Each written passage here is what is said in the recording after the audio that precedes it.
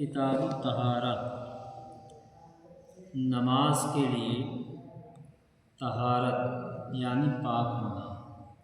نماز کے لیے طہارت ایسی ضروری چیز ہے کہ بے اس کے نماز ہوتی ہی نہیں، بلکہ جان بوجھ کر بے طہارت نماز ادا کرنے کو علماء کفر لکھتے ہیں، اور کیوں نہ ہو کہ اس بے وضو یا بے غسل نماز پڑھنے والے نے عبادت کی بے ادبی اور توہین کی۔ نبی کریم صلی اللہ تعالی علیہ وسلم فرماتے ہیں کہ جنت کی کنجی نماز ہے، اور نماز کی کنجی طہارت ہے یعنی پاک ہونا۔ تو اس حدیث کو امام احمد نے جابر رضی اللہ تعالی عنہ سے روایت کیا۔ ایک روز نبی کریم صلی اللہ علیہ وسلم صبح کی نماز میں سورہ روم پڑھتے تھے اور مصابہ لگا۔ بعد نماز ارشاد فرمایا، کیا حال ہے ان لوگوں کا جو ہمارے ساتھ نماز پڑھتے ہیں اور اچھی طرح طہارت نہیں کرتے؟ انہی کی وجہ سے امام کو قرأت میں شبہ پڑتا ہے۔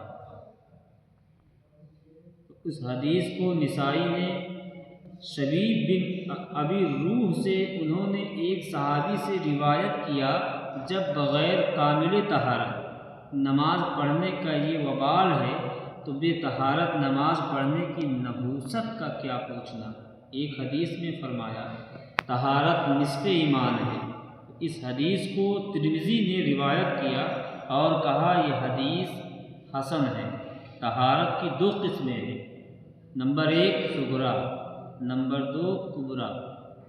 طہارت صغریٰ وضو ہے اور کبریٰ غسل یعنی غسل کرنا، اور جن چیزوں سے صرف وضو لازم ہوتا ہے ان کو حدث اصغر کہتے ہیں، اور جن سے غسل فرض ہوا ان کو حدث اکبر کہتے ہیں۔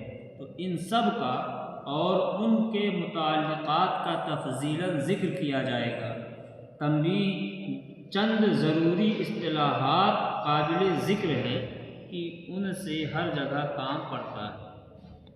فرض اعتقادی جو دلیل قطعی سے ثابت ہوا، یعنی ایسی دلیل جس سے میں کوئی شبہ نہ ہو، تو اس کا انکار کرنے والا ائمہ خلیفہ کے نزدیک متعلقاً کافر ہے، اور اگر اس کی فرضیت دین اسلام کا عام خاص پر روشن واضح مسئلہ ہو جب، تو اس کے منکر کے کفر پر اجماع قطعی ہے۔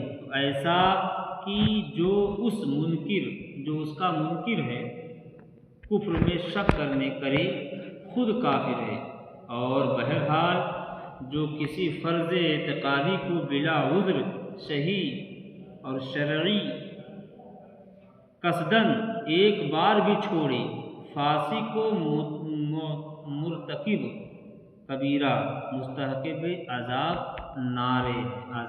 دوزخ میں مبتلا ہوگا، جیسے نماز، رکوع، سجود۔